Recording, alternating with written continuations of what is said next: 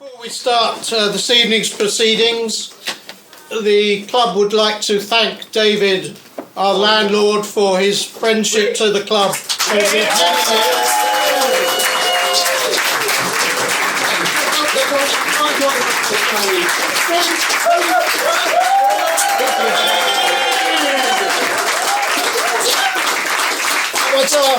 a token of our exchange,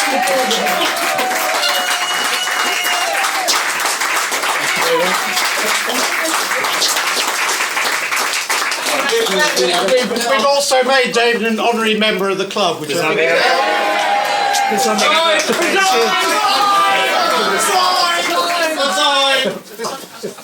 well, I think the least we could do is have a little sing-song before we go. For he's a jolly good fellow, for he's a jolly good fellow, for he's a jolly good fellow, and so say all of us, and so say all of us, and so say all of us, for he's a jolly good fellow, for he's a jolly good fellow, for he's a jolly good fellow.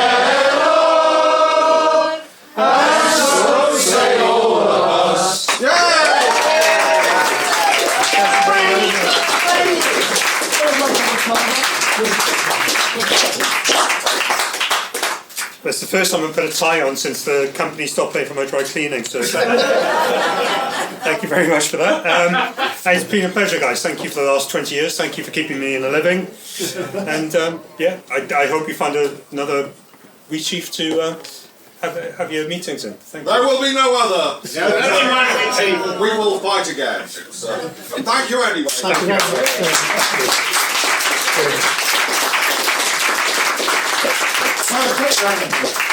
Well done. Congratulations. Freezes! Just a couple of announcements. So be it done it very shortly. Absolutely. Absolutely. Well done. It's actually the rules. Forthcoming announcements.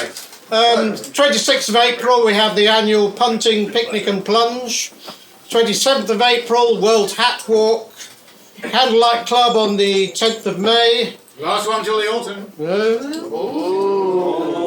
Chat Magazine Grand Flaneur Walk, 11th of May, and Sheridan Weekends at the beach on the 16th to the 18th of May. Next monthly meeting is still to be confirmed. The Glorious Committee has tirelessly and selflessly been walking around the pubs of London looking for a new venue, so we'll announce that in due course. And now, without further ado, I'd like to welcome Eugenie, who will talk on From Hero to Zero, the dramatic life of Oscar Wilde. Thank you.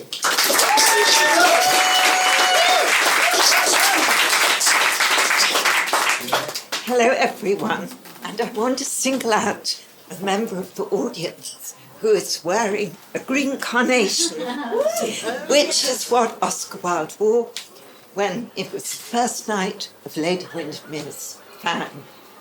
So, Oscar Wilde was born... I reckon you could stand about there, so... He was born on the 16th of October, 1854. His father was a distinguished eye and ear surgeon, Sir William Wilde.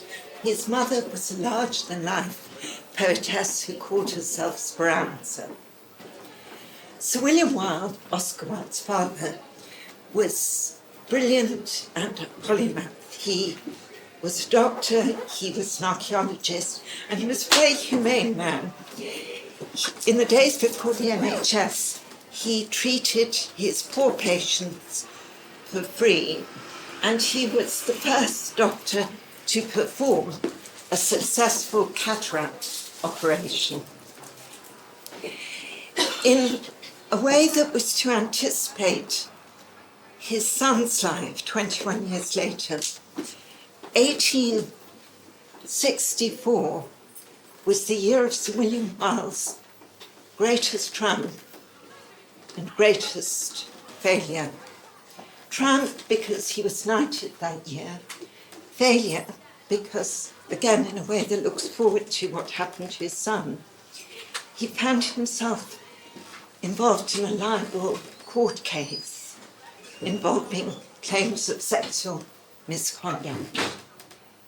His reputation was dented by this, not to the extent that Oscar Wilde's reputation was ruined, but it definitely cast a long shadow on his life.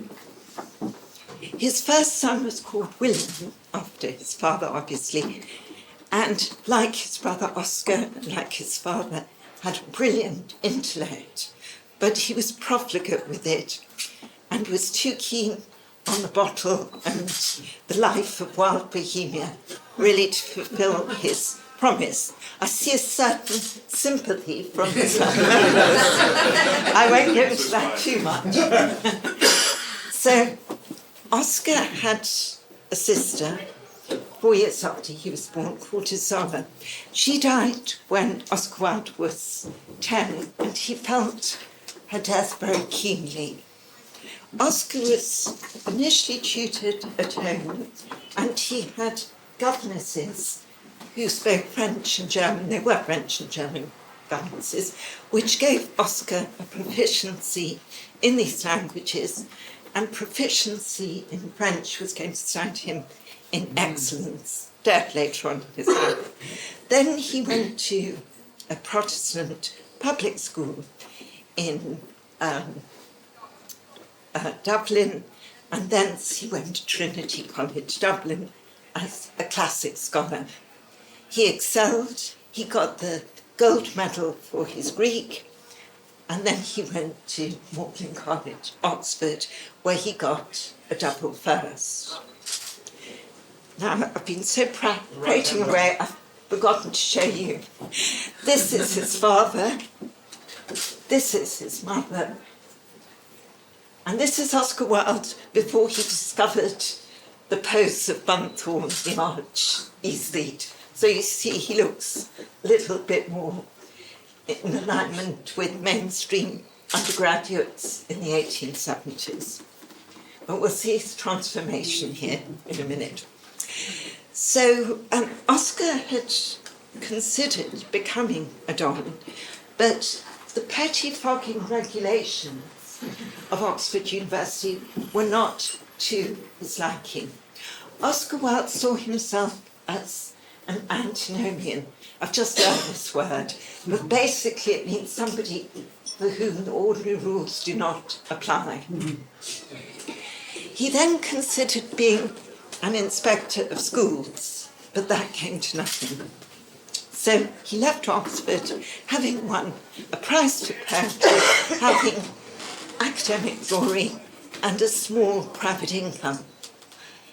Like many Victorians, he was a snob, and he wanted to climb the ladder to the highest echelons of society. He was good at courting people with position and influence, and he shared digs with some sort of men about town who were quite prestigious socially. He became friendly with another ambitious outsider, the ravishing Lily Langtry, and it was a friendship of mutual benefit with a certain amount of self-interest. Oscar Wilde declared that had he not been in love with Lily Langtry, he would have fallen in love with the striking Sarah Bernhardt, the great French actress. And he also said, a rather peculiar juxtaposition, he could have been happy married to any three of these women. Lily Langtry, Sarah Bernhardt, and, ladies and gentlemen, any guess who the third woman might have been? Victoria. Did you know that? That's right. It's sort of a bit of a joker in my pack, but yes. Oscar Wilde had been in love with a woman of great physical loveliness called Florence Balcombe, who deserted him for somebody who was to write Dracula. We don't have Oscar Wilde's letters to her when they were courting, which was for 2 years. They obviously must have been destroyed. But we do have his final letters to her when he discovered she was engaged to another man, and his feeling very sorry for himself and jilted, and is asking for the trinkets he gave her, including a cross with the name Oscar on it that she worn her an egg back. Now, Oscar was the most generous of men, so why he wanted the trinkets back was purely for sentimental reasons. Oscar started to make a name for himself through notoriety, and he became associated with the aesthetic movement, which was in full throttle at the end of the 1870s. Punch had cartoons by Du Maurier showing Mordle the painter and Jellyby Postlewhite the poet. These characters had been based on the poet Swinburne, but Oscar started to imitate them, and then it became a sort of self-referring loop. People thought, Du Maurier was inspired by Mr. Wilde, and then when Du Maurier saw that, he started to make his characters more like Oscar Wilde. Oscar Wilde published a book of poems. The poems were not up to much. Punch said quite rightly, aesthete's what's in the name. The poet is wild, but the poetry is tame. However, because Oscar Wilde was in the equivalent of Low magazine all the time, it went through 4 editions. But his big breakthrough came at the end of 81.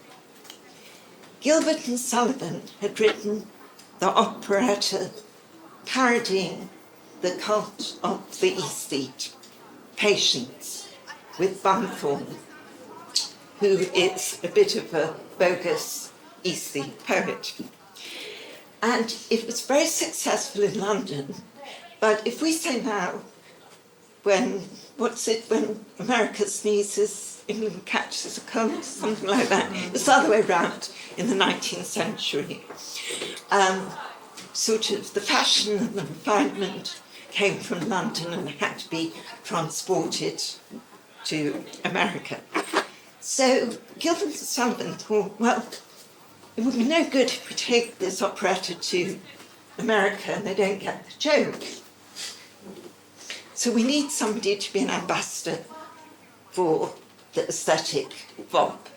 And of course, somebody was very clearly in their mind, and they said to Oscar Wilde, would you go and give lectures and help us create a knowledgeable audience for when we bring the operetta across the Atlantic Ocean? So Oscar Wilde, who, like David Bowie, was a past master at images and was very keen on masks, he used to say, give a man a mask and he'll show you his true self. So he got rigged up in this outfit, and on the 24th of December 81, bundled in a fur coat that he loved dearly. He never forgave his brother for losing it or pawning it, we don't know which. He made the journey, and he was a success. He spoke very seriously about beauty and art, and he also is well known for his remark when faced with the customs official. I think a lot of you are chuckling in anticipation, but it's too good not to be repeated, even to those who know it. The customs official said to Mr. Wilde, have you anything to declare, sir? And Wilde said, only my genius. But his genius wasn't yet in evidence. In some ways, he was a late developer. So he made a great success of his tour, and he also made quite a lot of money. He came back to England at the end of 82 and then went to Paris. He now entered his second incarnation. He was now a disciple of the great novelist Balzac.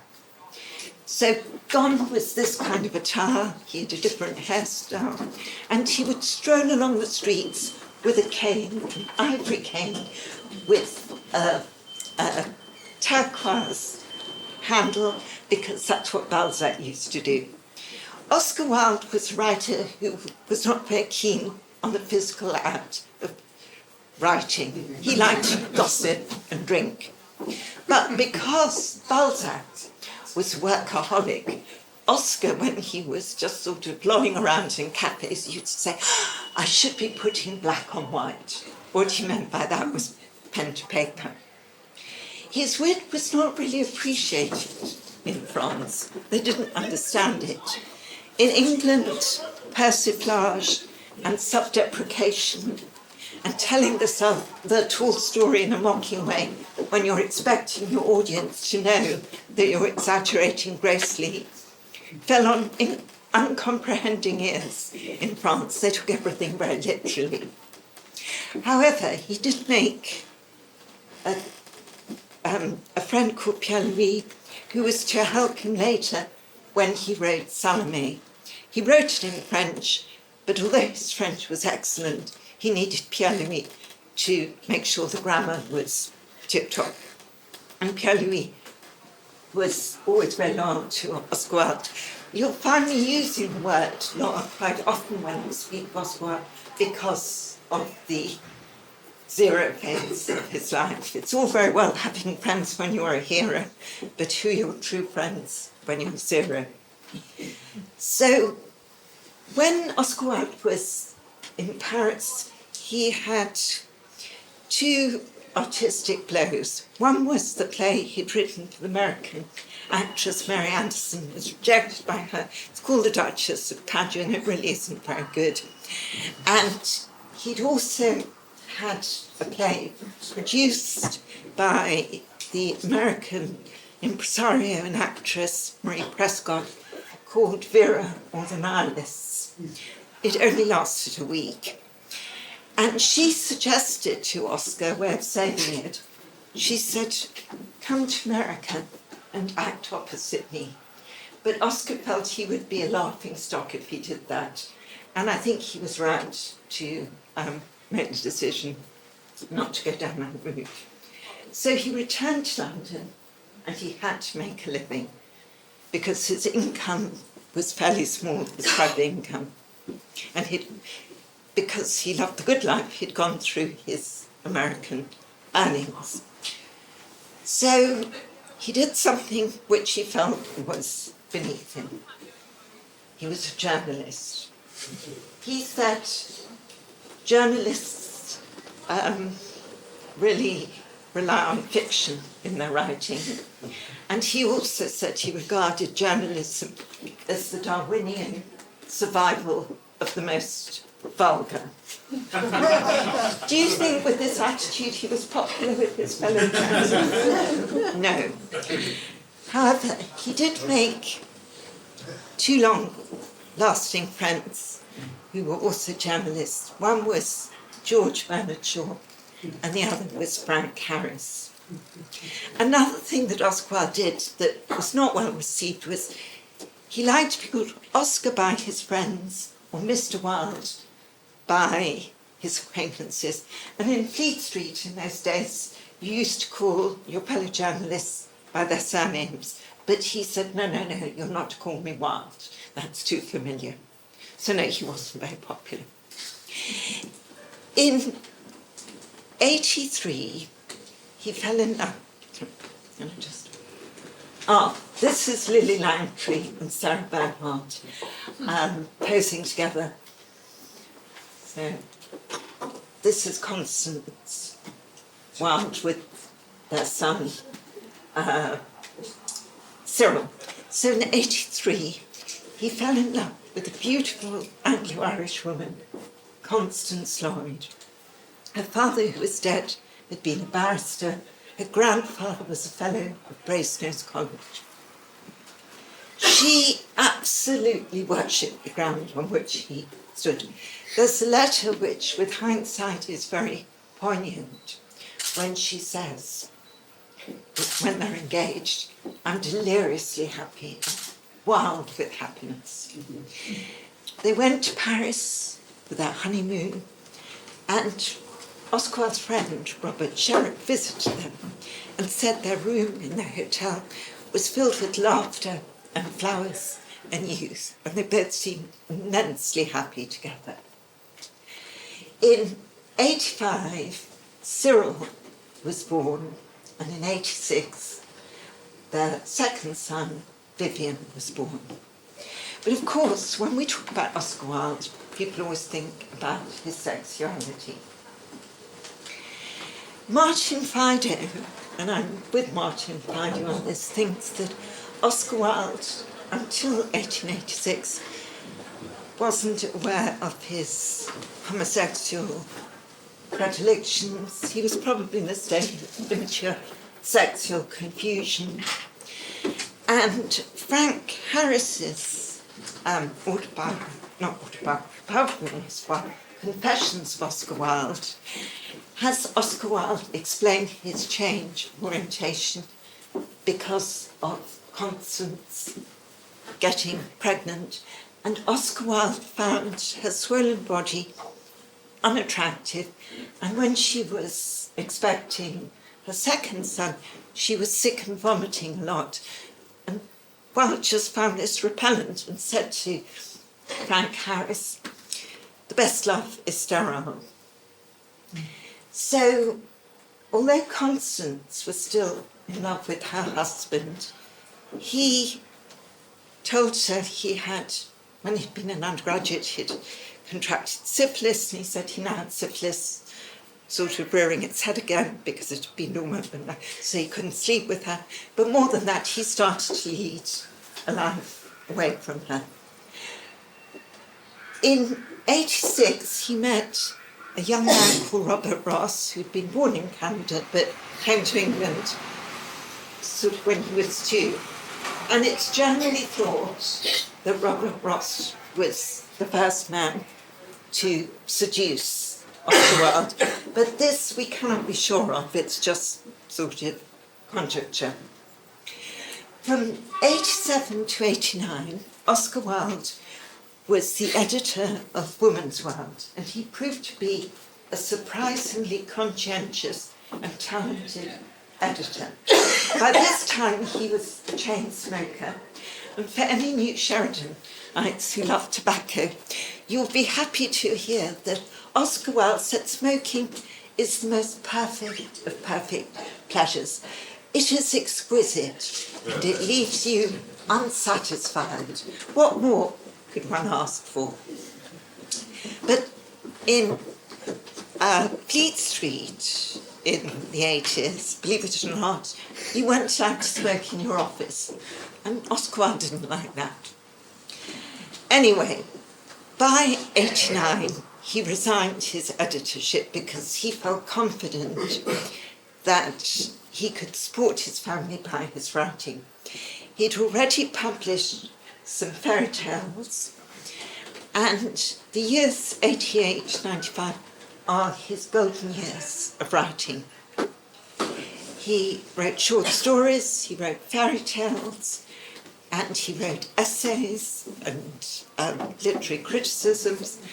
And in 1890, he wrote in serial form, as was the custom for most novelists in those days, his novel Dorian Gray, which he then published the following year as a complete novel. And he reworked it a little bit. How many people have read Dorian Gray? Good, an educated audience. Or liars. Or liars. Well,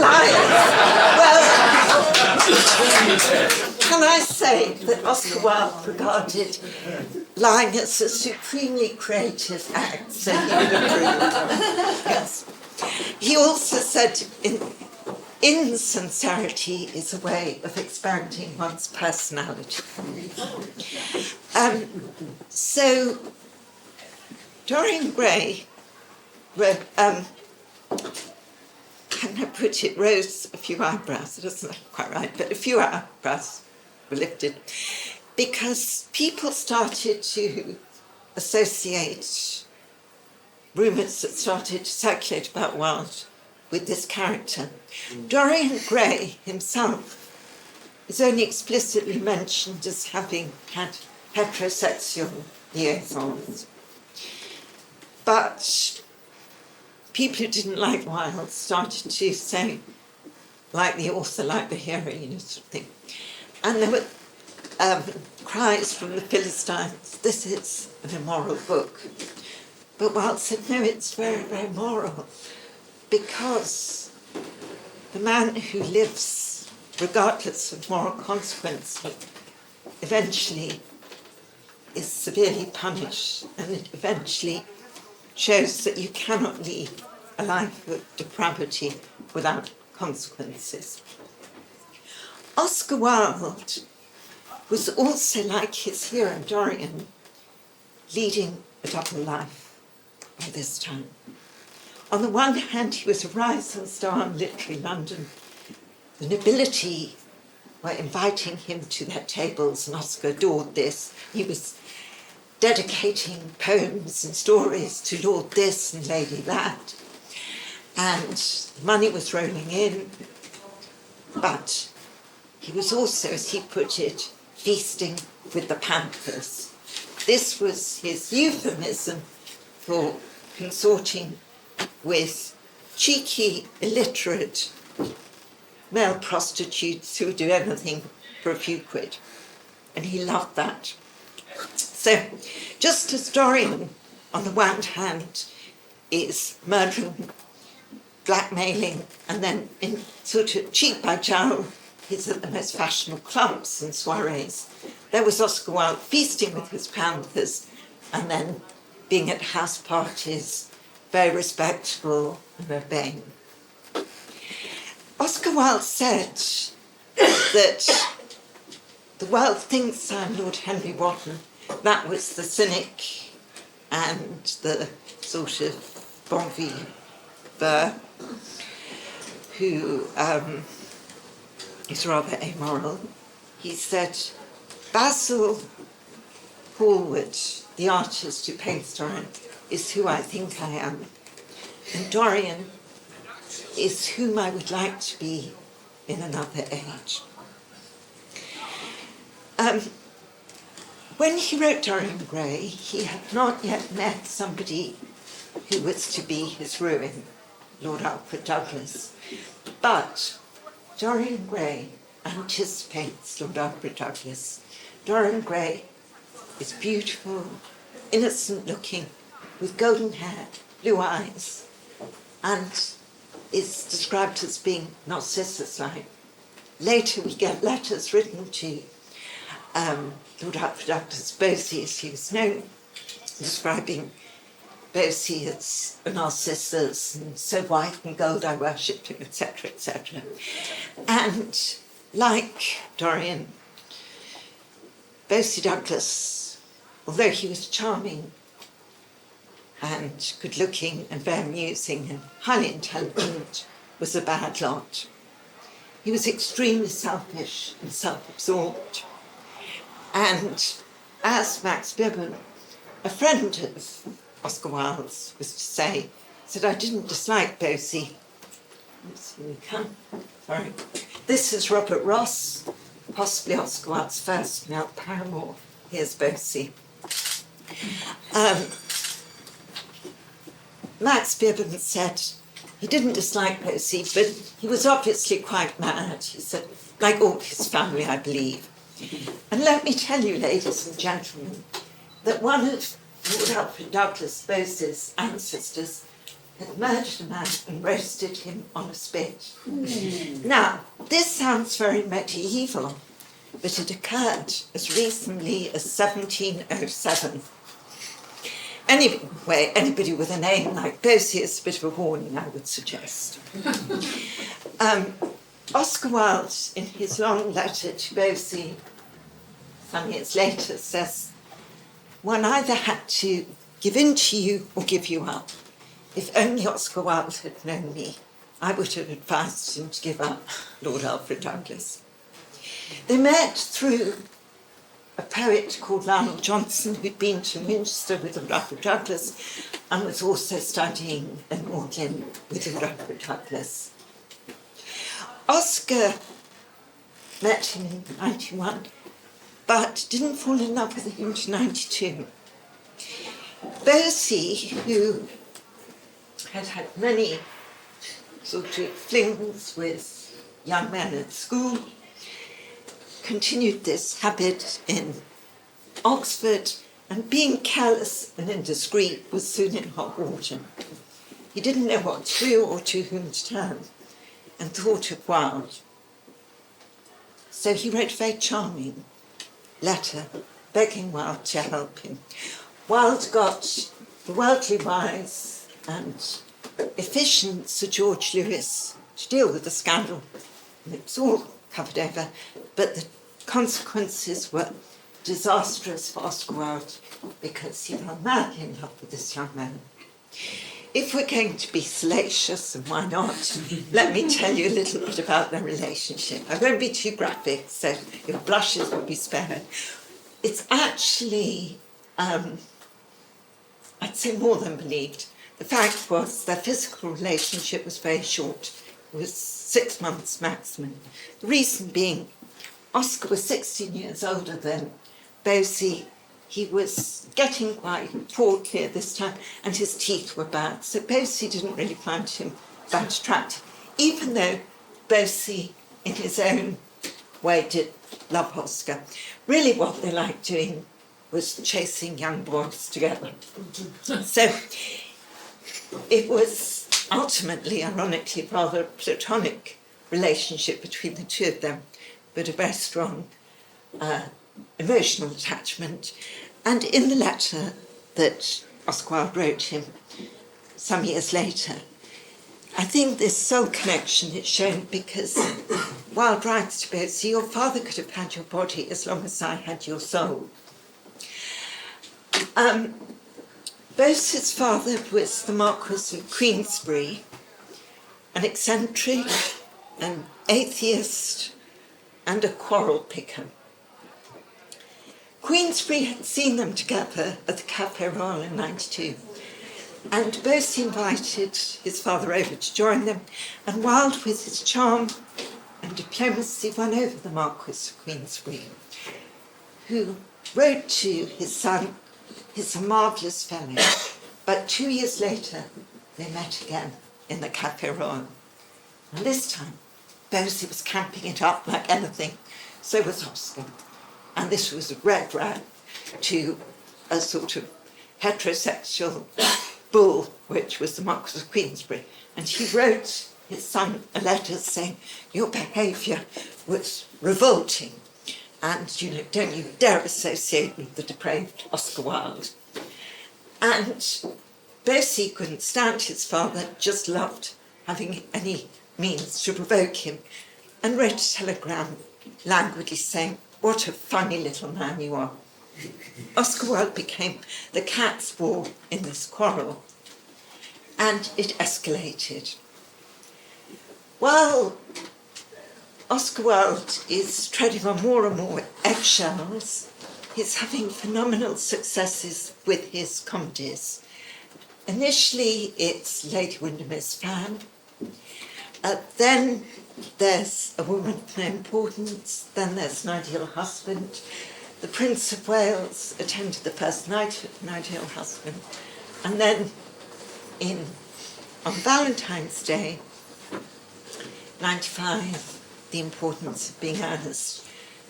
Alan Ainsworth, who played Algernon Moncrief in it, says he'd never seen anything like it. The audience was so enthralled. But Queensberry and his son are really keen to destroy each other. And Queensberry thinks that Wilde is his modus operandi. So he wants to throw a bouquet of rotting vegetables on the stage. The police are tipped off, and they prevent the Marquis from entering the theatre. So what does he do? He goes to the Albemarle Club, one of Oscar Wilde's clubs, and writes a card to Oscar Wilde posing as sodomite, gives it to the porter, who discreetly puts an envelope, And about a fortnight later, Oscar Wilde goes to the club. The porter said, "Sir, this card was left for you." Wilde sees it and loses his hat. And Bosie is rubbing his hands in glee, because all he wants to do is have his father in the dock and tell the whole world what a rotten father Marquis of Queensberry is. So he says, you must sue for libel, even though we know this actually was not libelous. And some of Oscar Wilde's friends urged caution and say to him, the Victorian public will sympathise with a father trying to protect his son, but Bosie will have none of this. And Wilde is so under Bosie's thumb that he lets Bosie sort of just lead him down the precipice. Oscar Wilde would have done well to have asked Sir George Lewis to take the case for him, because Sir George Lewis is highly experienced and very sophisticated. But Oscar Wilde instead chooses Charles Humphreys, who knows very little about the homosexual underbelly of Victorian England. And he takes as counsel for Wilde Sir Edward Clarke, who also knows nothing of this Wilde. Sir Edward Clarke, who's an extremely upright barrister and will only represent people if he feels they are innocent if he's defending them, says to Wilde, is there any truth in these allegations? And Wilde, lying in his teeth, says, really, none whatsoever. So the case opens.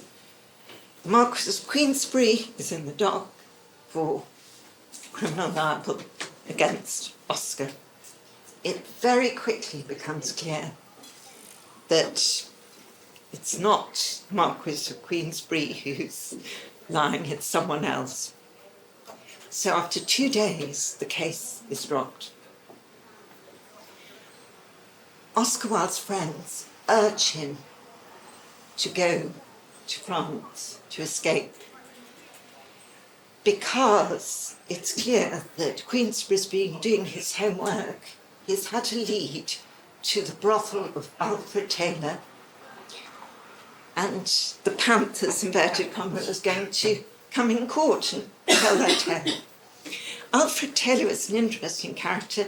He was an ex-public school boy. He'd been in the army. He managed to run through a vast fortune very quickly, and then had this house of assignation for transvestites and homosexuals, and Wilde and Bosie used to go there often.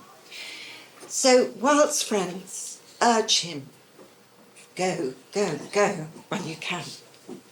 But Oscar Wilde sits in the Cadogan Hotel drinking Hockenseltzer with Percy Douglas, Lord Alfred Douglas, Percy's brother, Robbie Ross.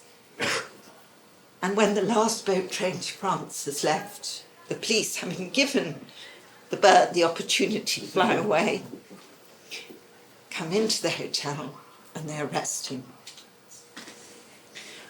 Oscar spends a month in Holloway, and then the trial begins.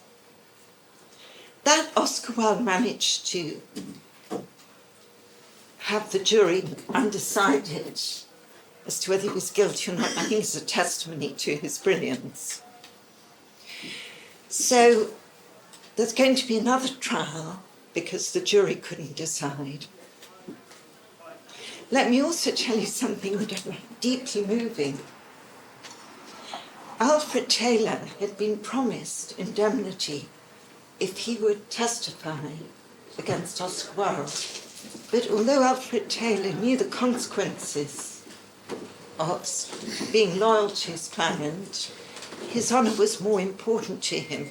And he said, I will not and shall not testify against one of my clients. So Taylor was in the dock with Oscar Wilde as well. By this time, Oscar Wilde is a figure of opprobrium in London, He cannot stay at any hotels. And his friends, the Levisons, hide him in their children's nursery. But again, he has the opportunity to escape, and there are people who stand bail for him. But Oscar stays. We don't know why. Some people say it's because his mother, Speranza, said, even if you're convicted, you're still my son, but if you run away, that's an act of cowardice, and I shall disown you. My own feeling is there was something in Oscar Wilde's soul that wanted to see this through to the end. His soul wanted experience, no matter how awful it was going to be. There's a second trial, and Oscar Wilde is convicted of acts of gross indecency as sustained, and he's sent to prison. This is Reading. He initially went to firstly Pentonville, then Wandsworth, and then Reading. And I'm going to show you his cell in Reading, the door, which is silver. The conditions were atrocious, and Wilde thought he was going to lose his sanity. He appealed for early release, but very few of the great men's letters would back his appeal. Bernard Shaw was happy to, but said, I think my signature will do more harm than good, because as a socialist I'm seen as being beyond pale. Some friends would send him books. His wife visited him, and she still loved him. In Dorian Gray, Wilde says, when we fall in love, we begin by deceiving ourselves, and we end up by deceiving others.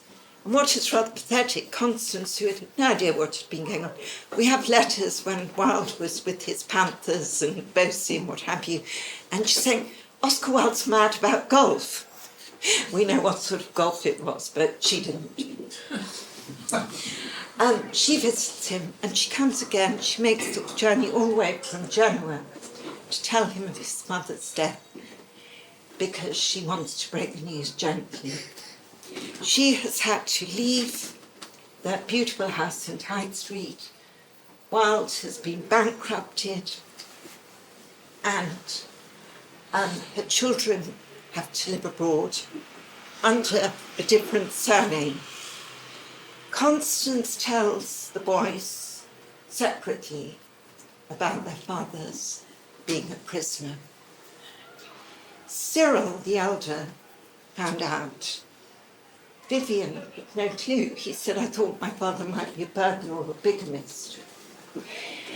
They adopt the name of Holland so that they can't be identified with Oscar Wilde, and they have to be sent to separate schools because the name Vivian and Cyril are so unusual that if they're together, it would be a big clue as to their identity.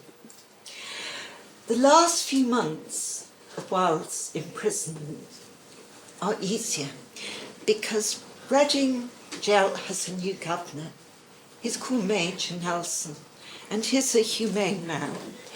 And although he's working with a very harsh and draconian system, he's able to do what he can to make it as palatable and bearable for the inmates as possible. The final 2 months, Oscar Wilde has warder with a heart of gold, who gives him biscuits and newspapers, sub rosa. And something that touched Oscar Wilde deeply was when he had to leave prison briefly to appear in court for bankruptcy procedures, and the crowd is jeering as he makes the short journey from prison van to court. Robert Ross, his loyal friend, stands at the front of the queue, takes off his hat in a gesture of respect. Oscar Wilde is able to leave prison in May 1897, and he goes to the home of one of the men who's tried to stand out for him. And there some of his law friends meet him. Oscar Wilde wanted to go on retreat for 6 months with the Jesuits in Farm Street, but they turned down his request. So Oscar decides he must go to France because it's clear to him he cannot live in England, although he'd hoped he could. Robert Ross comes with him to France, settles him in a village in northern France near Dieppe. And there Oscar Wilde writes his last masterpiece, The Ballad of Reading Gaol. Oscar said, I wrote when I had not lived life. Now I've lived life, I cannot write anymore. But the reality was his spirit was broken. He loved his children dearly, and Constance, under the influence of her severe and moralising family, said he had to prove his penitence by a year of chastity, and if he were pure as undriven snow at the end of the year, she and her boys would resume their life. But Oscar was too lonely and too broken to have the strength of character to hold out. And there was the siren call of Bosie saying, I miss you, please join me, I'll look after you. So in October 87, they meet in Rouen. Oscar bursts into tears at seeing Bosie, and they hold hands, and then they go to Naples, and they're there for 3 months. Only 3 months, and then Oscar Wilde writes to Robert Ross, when the cash ran out, Bosie, who sponges of me always, abandoned me. He's actually being a little bit unfair on Wood Alfred Douglas. The truth of the matter was the women held the purse strings. Constance Wilde gave Oscar Wilde an allowance, a fairly meagre one, but an allowance. But one of the provisos was he must never associate with Lord Alfred Douglas. So when he did, stopped. Lady Queensberry, Bosie's mother, gave Bosie an allowance. And again, that was on condition that he didn't associate with Wilde. So the two women stopped, the money flowing, so the two men had to part. And Wilde, knowing which side his bread was buttered on, sort of curries favour with Robbie Ross by saying, oh, you know, Bosie's treating me badly, only you're the one who's loyal and devoted, etc. And Robert Ross is very happy to hear that, because there's always this sort of rivalry between Bosie and Robert Ross. Oscar calls himself Sebastian Melmoth, sort of suitably audacious nickname, and he travels to Switzerland, he travels to Sicily, he goes to Rome, he returns to France. But the spirit has gone out of him, and it's a life of chasing boys, drinking, eating and idling, but with no real spiritual substance. And yet Wilde is a very spiritual man. Constance Wilde dies in 1898. Modern medicine says it was probably multiple sclerosis, which wasn't well understood in Victorian times. But Vivian Holland, in his book, Son of Oscar Wilde, says the underlying cause was a broken heart because Constance always loved Oscar. Oscar shed crocodile tears at her death. He didn't really mind, I'm afraid to say. And both Frank Harris and Robert Ross said he really, it's all show when he says, oh, this is a tragedy. He's not really affected at all. Wilde and Bosie saw each other in Paris, but more as friends. And Wilde's health, which had taken a severe knocking in prison, was deteriorating. So In 1900, by autumn, his condition was worsening quite a lot. And he died of meningitis on the 30th of November. Robert Ross was with him, and Oscar Wilde converted to Catholicism on his deathbed. Bosie was chief mourner at the funeral and paid for the funeral. Bosie had come into quite a fortune on his father's death, but had been stingy in the handouts he gave Oscar Wilde. And it's thought there was some sort of jockeying for power between Robert Ross and Lord Alfred Douglas at the funeral, some unpleasantness. But the attendees, mourners, for obvious reasons, didn't really want to discuss this too much.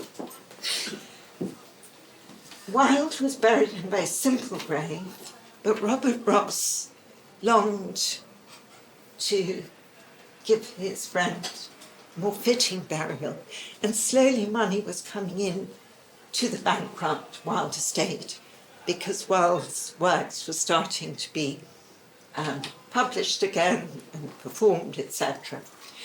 And here we see the tomb of Robert Ross, commissioned at Père Lachaise. And Robert Ross's ashes were interred in there too. So, from hero to zero, the life of Oscar Wilde.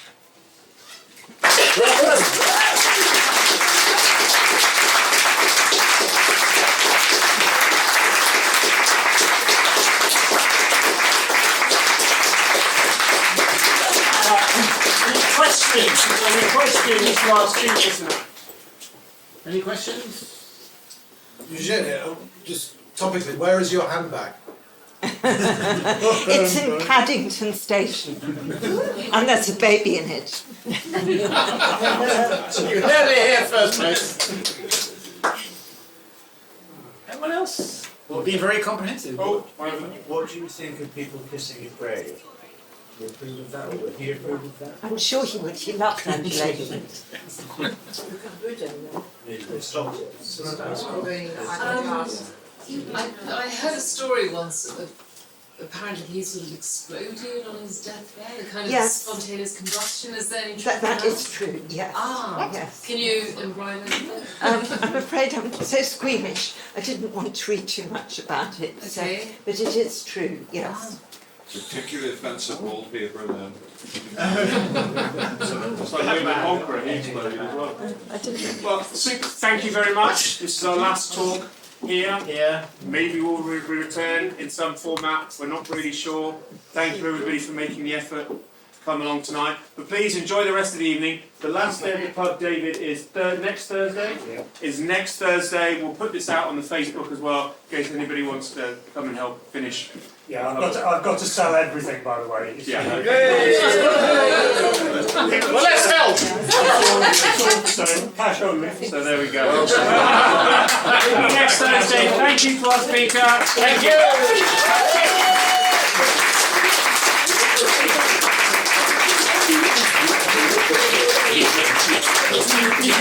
you.